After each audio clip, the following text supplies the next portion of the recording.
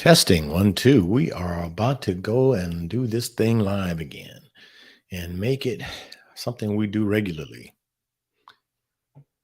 Good morning, good afternoon, good evening, wherever you might be.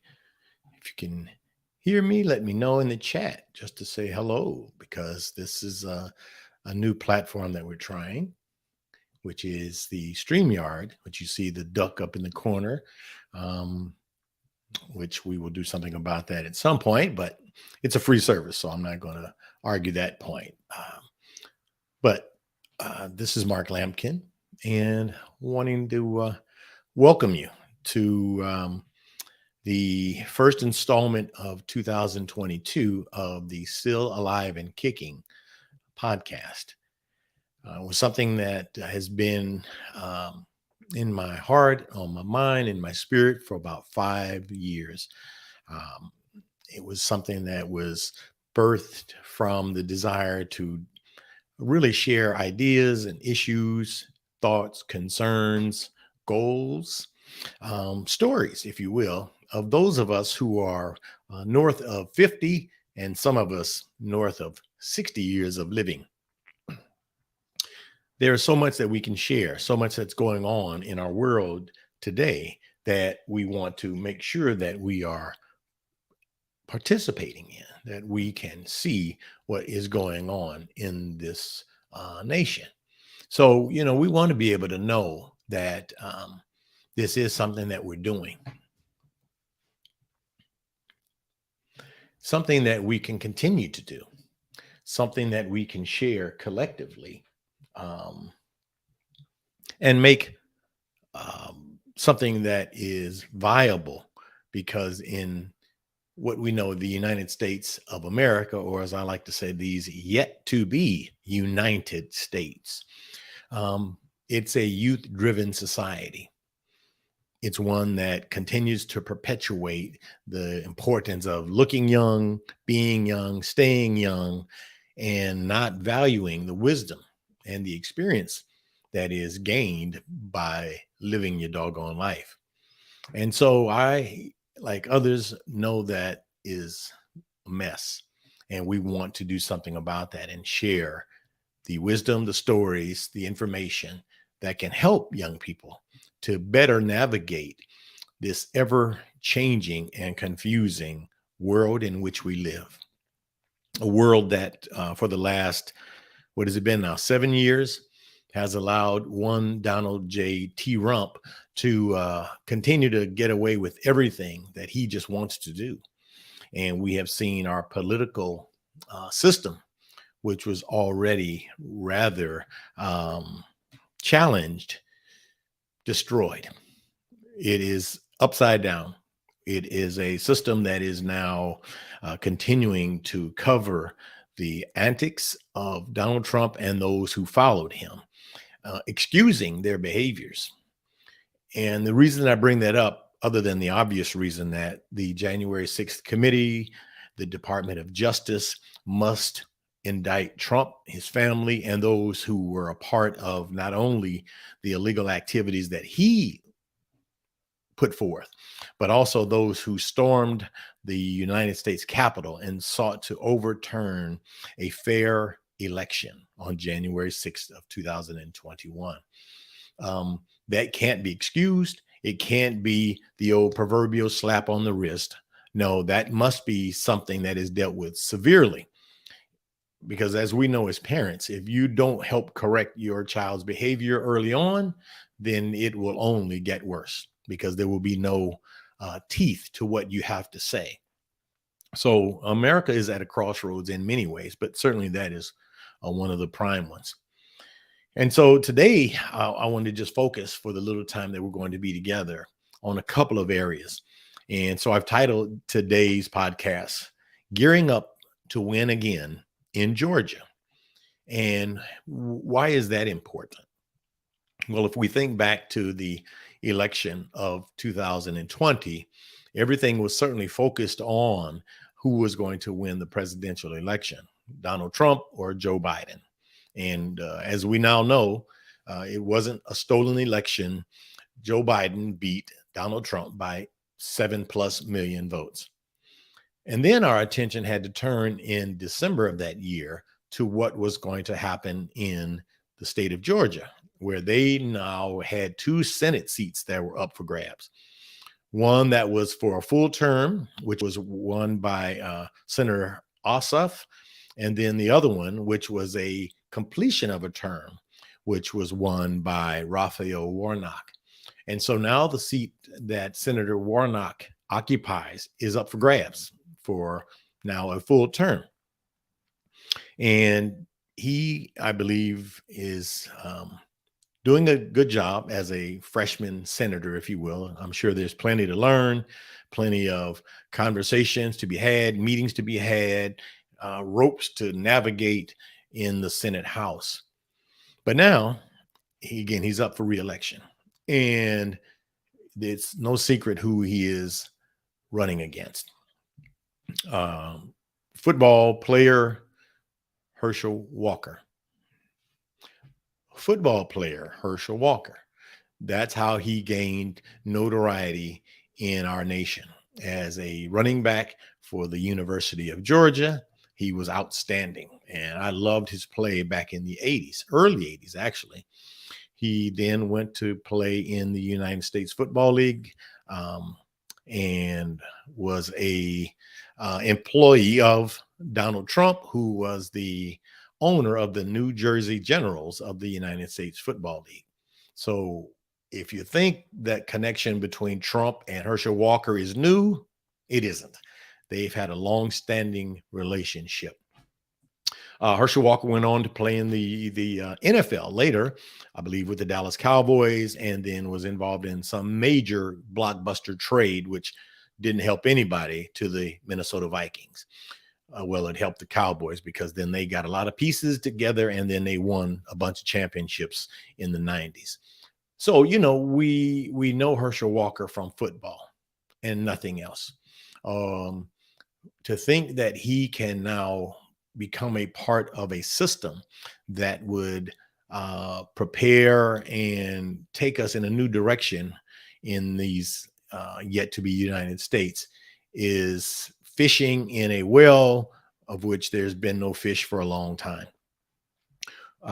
Not to say that athletes can't become good legislators and politicians. That's certainly been proven before. People like Bill Bradley, who was a basketball star, I believe was a senator for New Jersey or somewhere for a long time, did really, really well. But, it's a different game today than it was back when Bill Bradley joined the Senate. And there's such polarization these days that it's going to be difficult to believe that someone like Herschel Walker will have the mental fortitude and capacity to be able to understand all the dynamics that are going to be involved in making decisions that not only affect the people of the state of Georgia, but also those who are throughout the United States. So that's an important component to consider. I'm not sure he can handle that, but in looking at the few interviews that he has conducted thus far, needless to say, the brother is maybe suffering from CTE, which we know happens with football players who've had brain damage. Again, this is not throwing shade. This is just calling it like it is and seeing it as it is. So our hope is that we will continue to support Senator Raphael Warnock, that we will do what we need to do, those of us around the nation, but certainly those in the state of Georgia who are going to be voting for either of these men, that they will show up in numbers. And I'm not one who believes in a lot of polls because I question who they talk to. So a poll that came out last week showing that Raphael Warnock is behind in terms of numbers to Herschel Walker. Well, that doesn't mean anything. And I posted it on some social media platforms that, why get all up in a huff now when we're in April and you're going to believe a poll that might have polled 100 people in a community that is highly Republican. And now you're going to worry about that. Well, I believe that the state of Georgia will show up and show out. And again, not just Black people, but I believe there are young people. I believe there are people from the LGBTQ community who know that when you put GOP right wingers in office, then your rights are going to be subjugated. So I know there are going to be people who are going to show up and vote against Herschel Walker. Now, I want them to vote for Raphael Warnock, because when you vote for someone, then you stay engaged, and then we hold them accountable when they're in office, which I believe over the last 20 plus years, we have not done enough of holding people accountable. And so as we move forward, knowing that there's so much at stake with our nation, where we still have people living on the streets, we still have people with student debt that is massive. We have people who are suffering from medical debt that is massive, all of which can be resolved and reversed when we have a majority in the Senate and the House of Representatives. And I said we. I'm a Democrat. I've been a Democrat most of my adult life as I voted, because I believe the Democrats have the right mindset and mentality to lead this nation. Now, that's got to mean something at some point. Democrats who are a part of this system, who continue to take corporate money and then vote against the interests of people once they are in office. Because corporations, through Citizens United, which was something that really was created a number of years ago, that tried to convince us that corporations should be treated like people. Well, I don't believe a corporation shows up in a voting booth or mails a ballot. I believe corporations are made up of people. But corporations are certainly trying to, as they often have, influence how legislators drive the economies both in your city, in your state, and in our nation. So we've got to now hold those people accountable to say, you can't continue to play the game the same way. The results are right in front of us. We've got an economy that is still struggling after 2+ years of a failed COVID response. We see the system that's in place with regards to inadequate and unequal healthcare. And then we also have the second thing that I want to talk about today, which is the power of unity. Because what COVID showed us is that there are groups of people who were considered to be what we call essential workers, grocery store personnel, delivery drivers, healthcare personnel, obviously, and then Amazon workers, because people began to purchase more items online. And so Amazon continued to expand and grow, but that was made possible by people who worked those warehouses. And there were some people who felt that they were being abused, if you will, professionally, by having to work in conditions that were not safe, that were not COVID friendly. So that came to light, and a lot of things were forced to be different with regards to how those people worked. Now, what has happened in Staten Island, New York over the last few weeks is that group of Amazon warehouse workers in Staten Island, New York, have now voted to unionize.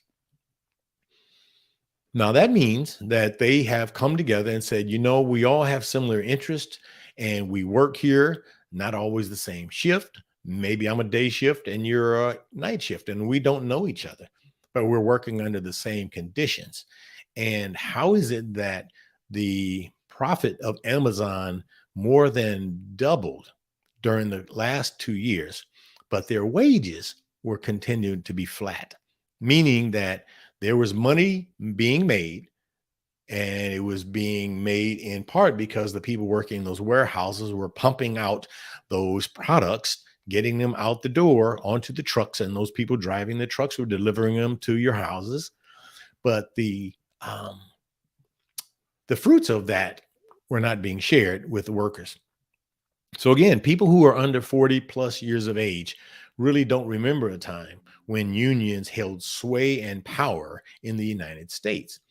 So we are looking at, I believe, a kind of a shift again in our nation where unions are going to now come back, where people are going to collectively know that their power is in the numbers that they have, that one-on-one you can't win against the company, but collectively, when there are 500 employees and you've got 5 members as a board of directors for a company, and that 500 member group is unified, then there's strength in that. There is now an ability to say, we will strike, we will not work unless we have a meeting and our demands are met. Now that's scary for a lot of people. That's frightening to think about, what am I going to do if that is happening? How am I going to be able to pay my bills if I strike and we don't work? I'm not making any money. That's a tough decision. But we have to be able to see down the road what's available and what's possible when we collectively stick together. And I always, in my public speakings, talk about the days 381, meaning it was 381 days beginning on December 5th, 1955, until December the whatever that was of 1956. 381 days since the day that Rosa Parks refused to give up her seat on a bus in Montgomery, Alabama. The people who made that possible, the people who broke the back of that bus company, we don't know their names. They are people who have gone down in history as anonymous, but they were collective, they were unified, and they were organized. And they turned that thing upside down, meaning that that bus company was prepared to wait it out as long as they could. And they did wait as long as they could until they were about to go bankrupt. And it was in that moment that the ownership of the bus company realized that the money that they missed over that 381 days from those Black men and women who refused to ride that bus was important, and that they should now change the way that they do business. And so it took 381 days for that to happen. And I'm sure throughout that time period, there were people who wanted to get on that bus. Their feet were tired. It was raining. Man, this ain't working. I don't know what I'm going to do. And so there had to be others who had to not only encourage them, but to motivate them in all kinds of ways to say, you've got to stick together. We've got to make this work. And so they did. And it changed the course of history in America. So again, what is happening with the Amazon workers? Very important. And I ask that we support them. I don't buy from Amazon because I believe they have unfair labor practices, and that has been something that I've done for a long time. So now we've got to continue to support each other. So I'm going to ask that you do that for the days that we are ahead of us, to support those workers, and know that it's important that we continue to lift each other up and make these things happen. So I'm glad that you're here today. Ask that you continue to guide and move forward and help us to grow and build this channel. With that, I've got to run. Peace and power to us here in America. On the other side of this, we'll get through it. Take care.